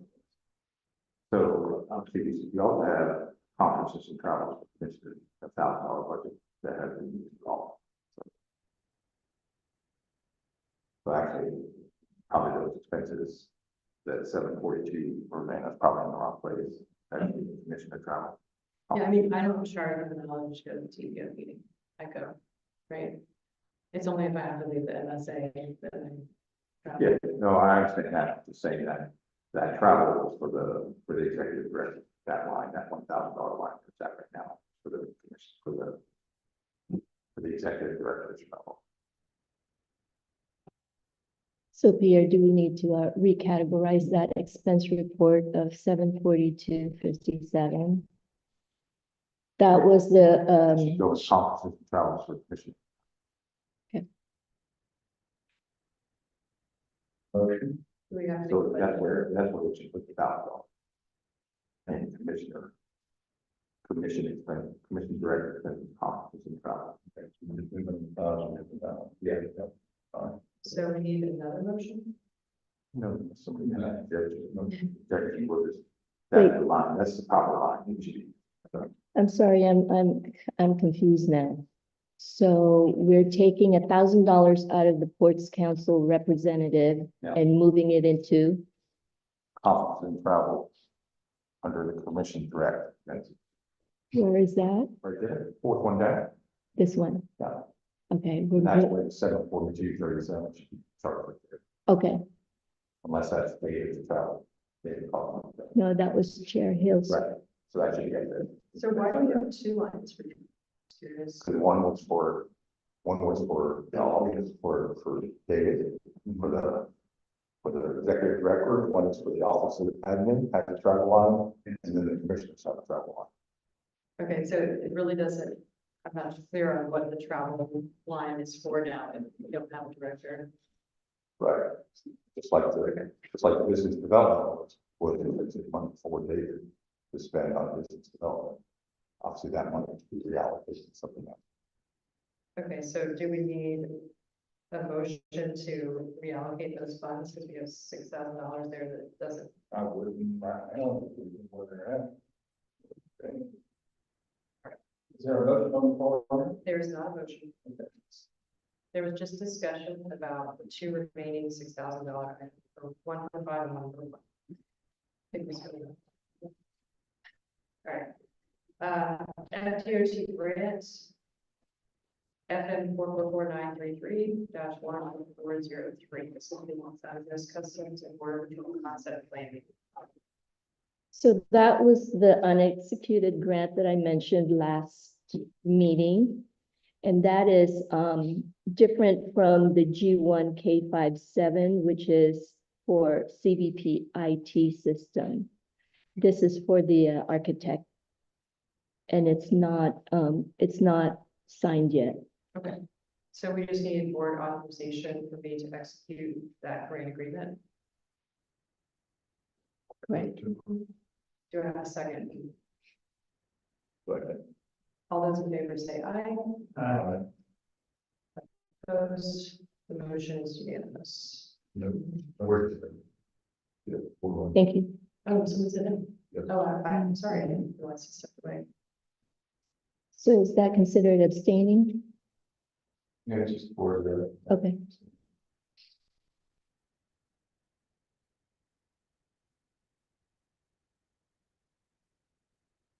Okay, and then behind that grant, I have a letter for the fabric warehouse. It's not clear where that goes.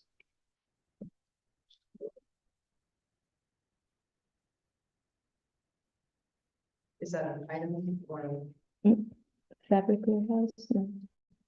it's a November 13th email from Nassau Terminals? Is that related to that? Or that just needs to, I don't think that's related.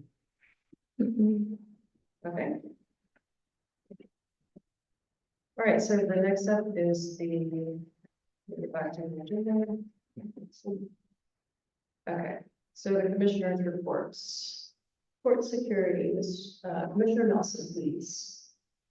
Madam Chair, I want to defer the port security and port facilities to the email that was received today from Kyle Clark. There's been a change in how we're going to do the maintenance and facility reports from this point forward. Going to do my normal reporting this morning, I was notified that, Kyle Clark will now be supplying this information to the board. Which, if that's the board's wish, that's fine with me. But I can assure you, I will be there to confirm and to verify. If he wants to write it, that's fine with me, but I will be there to confirm it and to verify, what is written. So, a copy of that was sent to myself and to Rosanna. So we'll, with your permission, we'll attach it to the minutes. As the report for those two line items, the FUP, I can give you an update on that.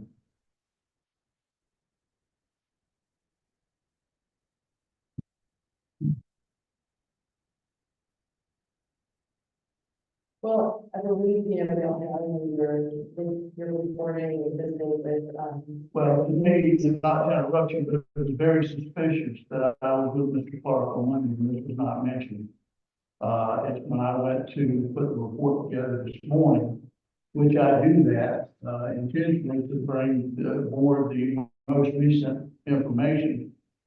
But I say again, it was very suspicious on how this was done. And I link it also to the fact that commissioners have to be escorted. I really have a problem with that, and I think we need to look into it. After running that terminal for over 11 years, I don't need anybody to hold my hand when I go lane. I'm not a liability to them. I don't get in the way of operations. So again, I'm going to voice my displeasure with that. And a lot of times it delays our time in getting from one point to another. We have more to do what I do than to stand in line outside and wait. So, I mean, I was assigned the port committee.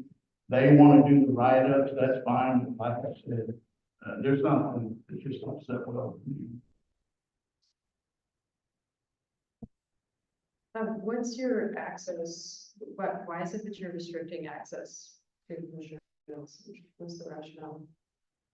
Hasn't this been discussed in the last few meetings? That there were safety concerns with people going around the port unescorted.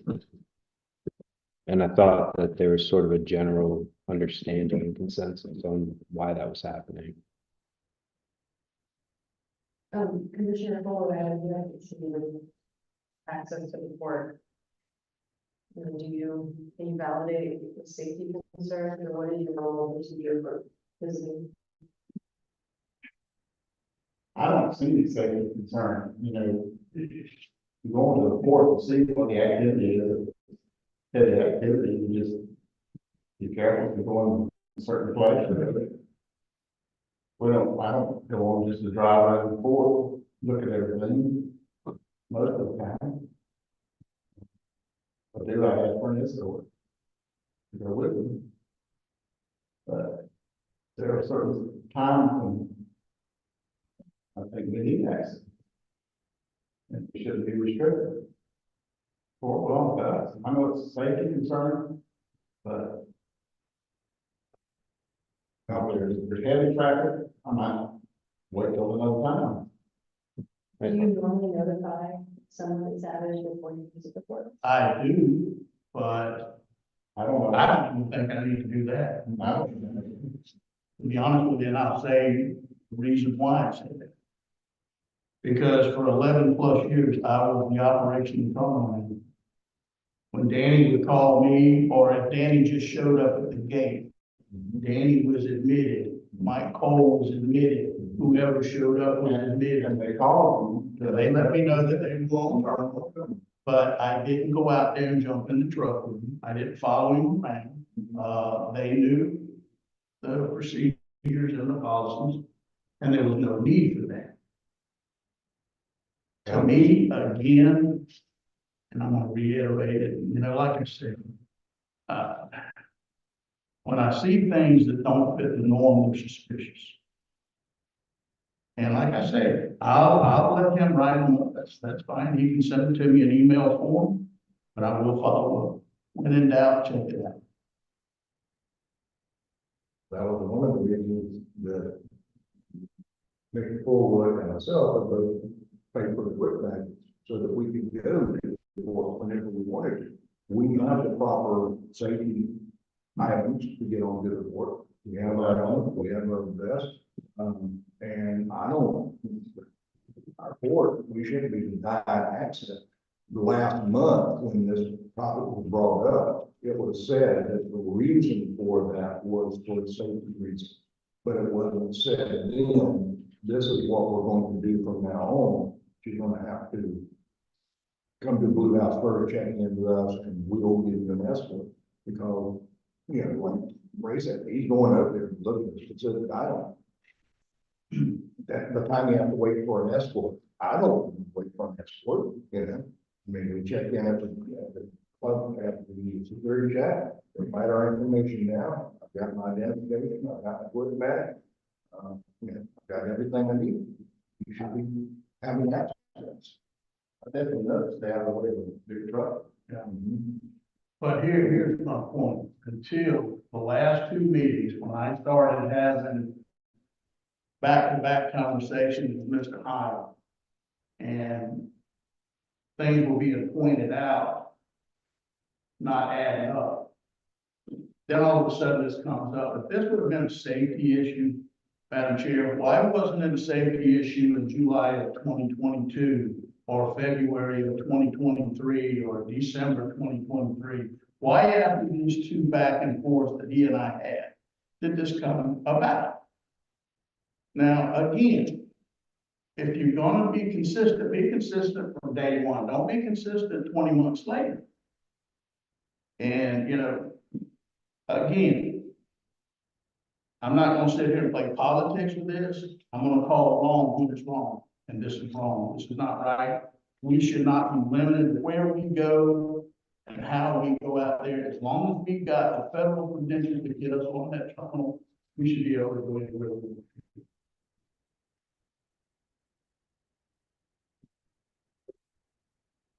So whenever someone would require us to support, are you usually supportive of it? No, if I know who they are, when I was in command there, if I knew who they were and they had the proper credentials, they were released to go and do their business.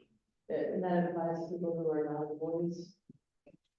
They got it. I mean, Coast Guard is going to come in there, they're not going to ask if we can come in, they're going to go. So the security would call me and say, Coast Guard is on site.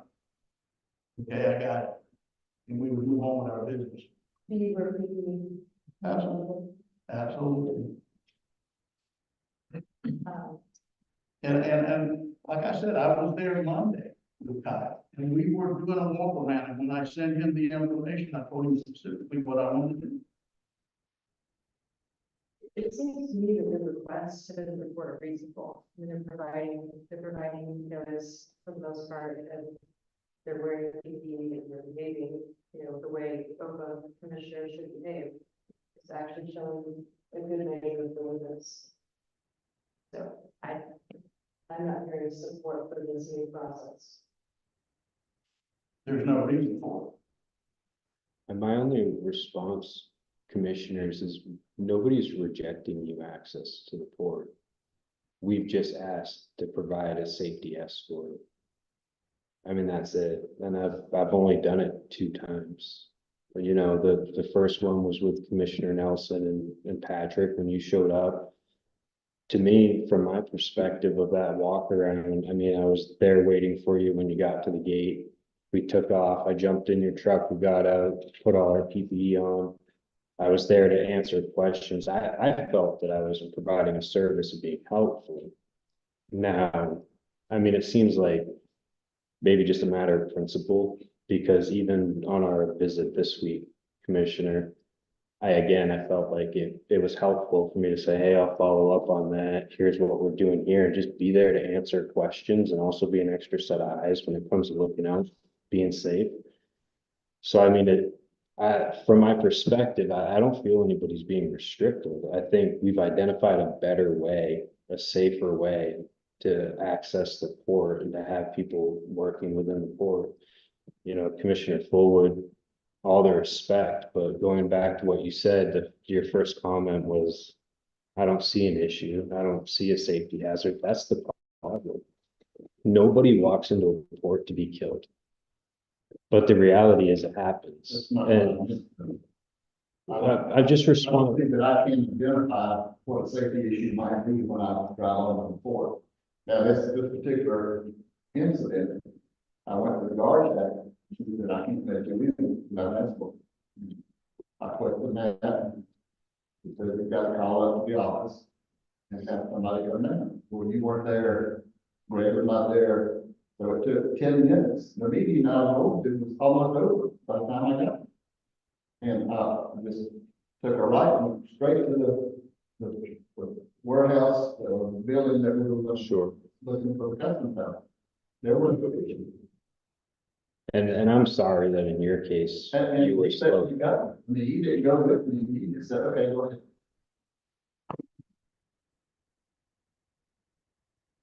But I I mean, understand what you're saying, but that's my only response is I don't think we're being restrictive. I have a hard time understanding how we're saying, hey, we want to be more safe. You know, Commissioner Nelson, you bring up, why wasn't this an issue in 2022? And that's the spirit of safety is getting better. I mean, we didn't go in there on the very first day of the acquisition and identify every single hazard. And it We're- took all of 2023 as well. We're getting better and better every day. I mean, we're constantly identifying hazards and ways we can be safer. So I mean, to say why wasn't it an issue yesterday, it's evolving. And we're trying to be better. We're trying to be more professional. We're trying to be more safe. Kyle, I've been around a while, and I know you were given orders. And I know how it come about, and I do not fault you. And I want to say that to you, because you and I stopped a issue that was going on Monday that could have turned bad for both of us. And because we were there and available for that operator to talk to, I think you made a big difference, but I'm not faulting you. I know that I had 2 unpleasant conversations with your boss, and since then, this has come about. So, I would ask the chair to maybe, look into this a little bit deeper before it becomes a major problem. Because I have a feeling that it's on that avenue to become more of an issue. Are you able to meet with, other members of the board? I mean, they have my phone number and they know if they need to talk to me, they can call. I don't think this board, whether it's myself or any other member, needs to be restricted in any shape, fashion, or form when it comes to the board. Is there one consensus, commissioners should have access, with cars, would not be. I wouldn't go into that one. So, you know, the other day, when we got to the gate, I presented my card to the security officer. I know the rules. I will follow the rules. And I will say this, when Congressman Bean came, the way that was routed, I would have never done it that way. And Mr. Commissioner Fullwood, you know that we would meet on the breezeway at the dock office because everybody was out of the way. I would have done it a little bit different, but that's their show. If they want to do it that way, that's up to them. But I'm just saying, it's not right. It's not right. And Commissioner Nelson, I appreciate that feedback. That's exactly what I'm talking about by learning and being more safe. That was my first time giving a tour of that magnitude with that many people. And it never crossed my mind to give it across the breezeway. But that's how they should be handled in the future. And that's exactly what I'm talking about, the spirit of safety. Is we're mature enough to say, hey, it could have been done better. Thank you. We're gonna take it and implement it. I mean, that, you've captured it right there. That's the kind of feedback we look for. But thank you for that, I because, told you when you first came on board here, and you and I will meet for a little while in the morning. If there was anything that I could ever do to help you, I was a phone call away. Even after I departed December 14th, 2022, I told you if you ever needed my help, call me. Is that true? oh, absolutely. Yeah. Okay. And it's still open to you. Yeah, and that's only why I say that. I mean, I appreciate feedback. I ask for it often. You know, any member here that I've had interactions with, I ask for feedback, and especially when it comes to safety. And if there's a way to be doing something more safe, whether it's your safety or our team member's safety, we want to hear about it. So thank you for If providing I that. see something, I will call you. Okay, so that's settled. Madam Chair, Yes. Commissioner Nelson submitted some photos. Do you want to show them and explain? And I'll refer back because this is all still part of the committee reports. The excavation area where the new warehouse is going. Kyle and I were looking at it and, was approached by an operator. And he asked for somebody from the port. Well, I identified myself as a port commissioner. And he commenced to telling us, I really don't want to dig this up because it meets all of the criteria that the engineers are laid out. So I asked Kyle to call Joel and let him know, and I take it that you got a hold of him and he knows of it. So by us being there and watching this, it opened the door where we saved countless thousands of dollars. This is the normal, That's right, that's where they've taken the pavers up to put the asphalt down to put that new, storage warehouse there. And what he done is he dug a divot there, and you can see the mesh in it. That's a requirement. He says you've got the spec mesh in the ground. You've got the 9 inches of, limestone. He said, there's no reason to dig this up. The only thing he told us at the last of the conversation was, all I'm gonna need to do is bring in a piece of equipment to scrape off the sand that was put down when the pavement was put down. He said, outside of that, we'll add 1 inch to the asphalt and this will be perfect. So there was a good outcome in Kyle and I being out there on the terminal, because we intercepted this. So I checked with the contractor today, and it's been put on hold until Joel comes back Monday or Tuesday, I think, because he told me he'd be back in town. So they're gonna look at it. Yeah, and we had great conversations with them following that. So this will impact the project by $65,000. There you go. So great conversation, you know, that was great of them to bring it up to us, and we completely agreed with their assessment. Yeah. Yeah, fantastic results. You love to see stuff like that. Positive surprise on the project. And I did talk to Dennis again today, Fragula, that is the chief superintendent with, Kudzu, and thanked him again for approaching and bringing this to the forefront. Because we live in an environment where if a person gets a chance to, you know, whether it's a redundant job or not, to make money, they do. So it was stopped, and you heard it from, Tyler, that it saved $65,000 on the project. Thanks for listening for Commissioner. So, I mean, there it is. Now, I'm gonna have you move over to one of the other pictures for just to save the time. This is what we're dealing with. You've got the river encroaching in now to the yard, and it's undermining the, base for these pavers, and this is what the result is. This is gonna have to be done. And I think that, and excuse me, Mr. Commissioner, that when we were talking about this in the master plan, we mentioned that to the engineers. They said, oh, that'll be an easy fix. I don't think so. No.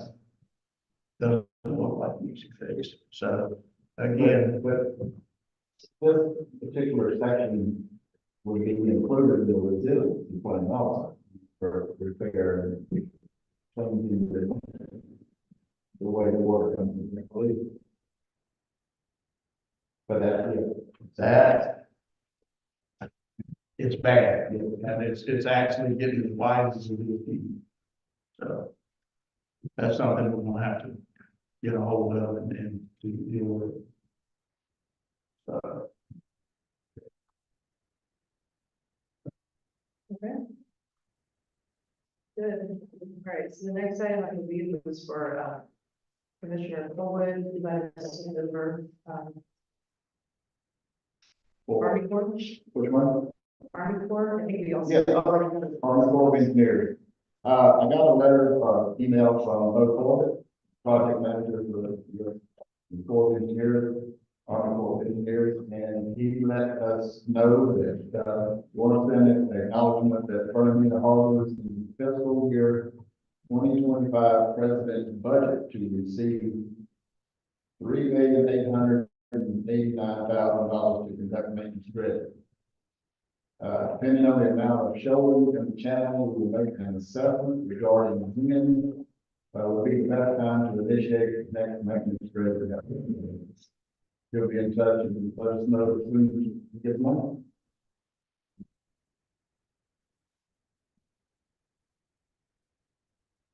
Do we need to take any action? No. Stay on the letter. Keep on. All right, Commissioner Cole, you don't have to go on. The, EDB is having a economic update, as we call it. That's what they call it in Jacksonville, here at Sanford. April 4th from 11 to 1. We have 30 guest speakers there, and it's just a well-attended event and gives us, perspective of what's going on with the county, state, and, all of this stuff. Are you going to then? Yes, Okay, so they gave us one seat, yes. other than Sean's third to attend. I paid mine. I mean, I'm going online and pay for it, we'll start register. So we do have a seat, Okay, and I would like to attend if another commissioner would like to. right, yeah, Okay, so you, has anybody not registered to go?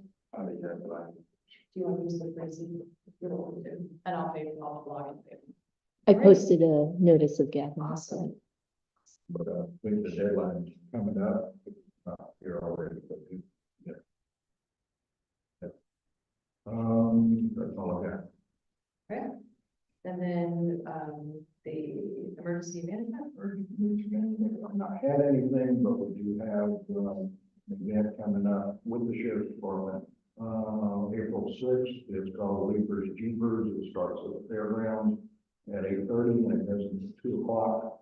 Again, Saturday, April 6th.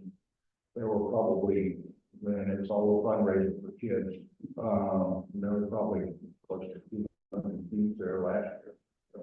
We got a Jeep, drove the fairground, have fun.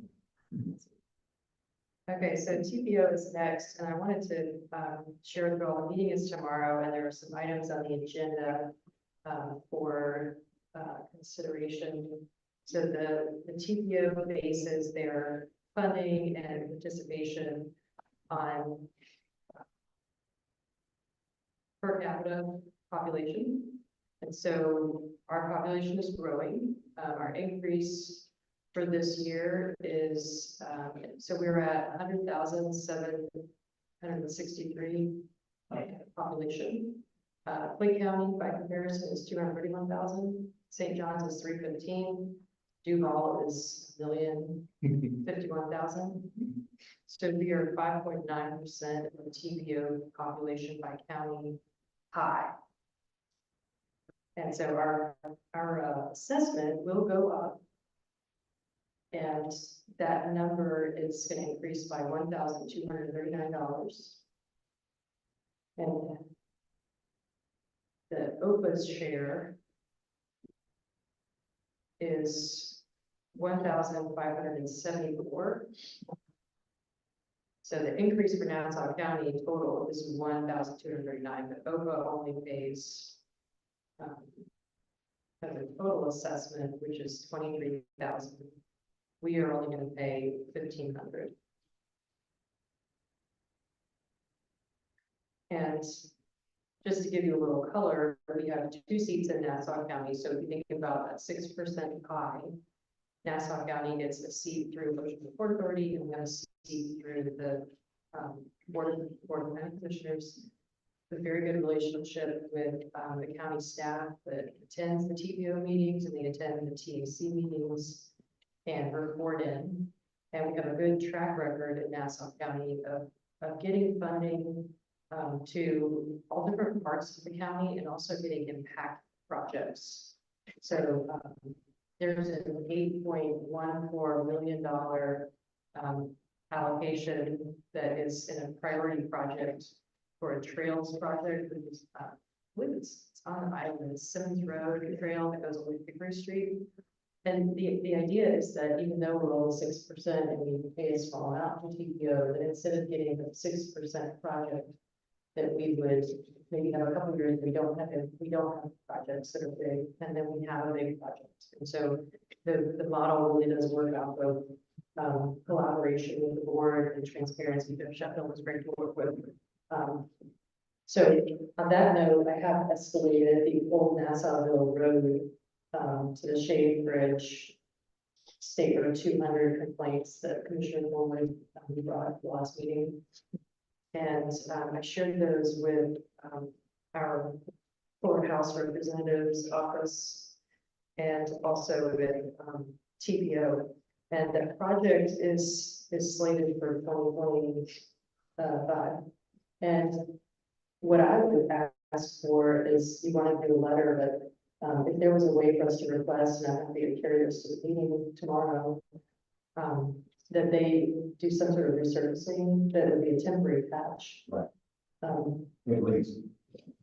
So I could raise that to the board, and I'll give Jeff a heads up that I will be mentioning that. But I know for some of the other cities, so I consider myself a quasi representative of Bernalillo Beach because that is now its own MSA. And I would like to say I'm really proud of the fact that the TPO has allocated some good funding to two of the more populated parts of the county. So trying to facilitate broader lines of communication with other members of city and county government so that we are sure that Nassau County is indeed getting the exposure that and I think I do too. and so I also want to share that Marcus McManus provided an update on behalf of the U.S. Navy at the last meeting, and he specifically requested any feedback on infrastructure projects which would be in support of Department of Defense. And so I can provide that contact information to you, Kyle, if the Navy is indeed interested in docking vessels at the port, and perhaps that would dovetail into the berth improvements that are needed to extend the berth to allow that. So that's Mark McManus, I'll probably his contact information. That's all I have to do. Technical Advisory Committee, I think Vice Chair Taylor, you said you're trying to make it next month. I was out of town last week for everything else. I'll get the one a week. Awesome. With a ride on. I will be out of Oh, town. you can't go to that Do you sell that battery? No, okay. You know, that's not a bad one to take, you know, if it was an opportunity to take somebody like from the board out there. Just thought. Okay. Nassau Chamber of Commerce. So they just had, a couple weeks ago, their awards, their annual business awards, hundreds of people there. Sorry, I didn't see, if you were there, but, it was a great turnout, great night celebrating the business community. Coming up, next week, the 21st, is after hours. It's a good, I know, I see Mr. Cole there quite often. But the business after hours is a great way to kind of network and discuss, opportunities in the business community. You can kind of share, our vision, report, and just be that face out there. So, encourage you all to. Awesome. City of Bermuda Beach. I'm going to be with them regarding the sunset. Okay. And I haven't, just that reminds me, I haven't set myself on the schedule for the county, so I will do that. I'll follow up tomorrow. Are you set to talk with them at a meeting or? I'll work on setting up. Maybe Rosanna, I might ask you to hold me accountable for that. Do you mind holding me accountable to setting getting myself on the agenda for the county to represent? Oh, okay. We committed to this, we have that. You help me stay calm. Same. Okay, keep Nassau beautiful, anything there? So, no, plan on attending their next board meeting. Actually spoke with a few of them, ran into at the chamber deal. But I'm also going to share, some plan with them as well, just to back. Yeah, we had some complaints from the community about trash pickup along Dade Street. And I'm sorry that I didn't cover that in earlier part of the agenda. I know Keep Nassau Beautiful previously installed a sign on that street that said maintained by the Ocean Highway Port Authority Commission, and the sign has been taken down, but we do remain accountable for the trash pickup. Has that been addressed or? Yeah, it was addressed, so I responded to the email in the morning. I think it came across at like 11 p.m. It's a little late for me, but I responded around 8 a.m. And we had a team out there. I think we're all wrapped up around lunchtime next day. So Yeah, that's been handled. We've got our patrols back out there and keeping. yeah, this is the season for the trash pickup. So if there's one thing that we can participate in, I'd be happy to join that. All right, community outreach, Commissioner Fuller. All right, administrative office administrator report. My report is attached to the meeting packet. Madam Chair, if I may just do real quick reminders for the board. Our ethics training is Friday, just a reminder. And then there's a TPO virtual demonstration on Friday that will run into our ethics, and you invited the board to attend. There's a Clean Fuel Coalition, March 26th. And all of these I sent via email. I have to reschedule the FDOT annual meeting in April. Pierre just gave me dates to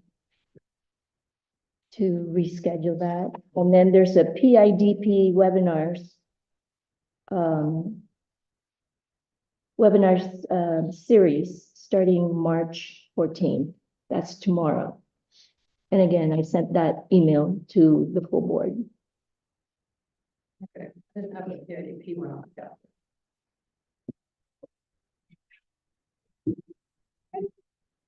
Any other items to come before the board? There you go, you're adjourned.